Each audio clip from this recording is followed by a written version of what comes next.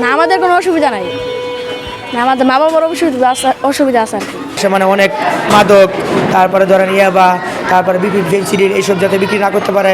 আমি এই করাল বস্তি মানুষদেরকে ফ্রিতে চিকিৎসা দিতে চাই। যেটা থেকে আমরা সুবিধা বঞ্চিত, যেরকম করাইলে মনে করেন যে বিশেষ করে যে পড়ালেখার মান এটি সরকারি স্কুল নাই, কিন্তু আমরা প্রাইভেট স্কুলে পড়তেছি, সেই অনুযায়ী আমাদের স্কুলটা ভালো আছে, মানে পড়ার মান একটু ভালো আছে।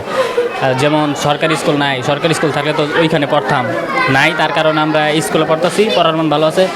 আর আরও অনেক কিছু আছে, যেমন পানি, গ্যাস এগুলা থাকে না, কম অনেক পরিমাণে। আবার বিদ্যুৎ আছে, কিন্তু জায়গা আবার আসে, আবার জায়গা, মনে করেন আমরা ক্লাস করার সময় অনেক সময় বিদ্যুৎ চলে যায়, আবার আসে, এরকম।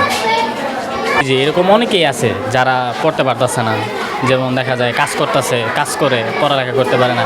আবার অনেকজনের আগ্রহ আছে যে কাজ করার পাশাপাশি পড়ালেখা করবে, তো সেরকম ব্যবস্থাও নাই যে পড়ালেখা করবে, এরকম।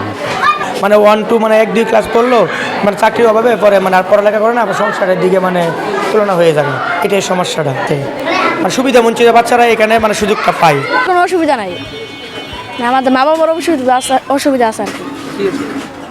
অসুবিধা মানে চাকরিজীবী করে বেতন মতন কম পাই। আমি ডাক্তার হতে চাই। আমি এই করাল বস্তি মানুষদেরকে ফ্রিতে চিকিৎসা দিতে চাই ডাক্তার হয়ে।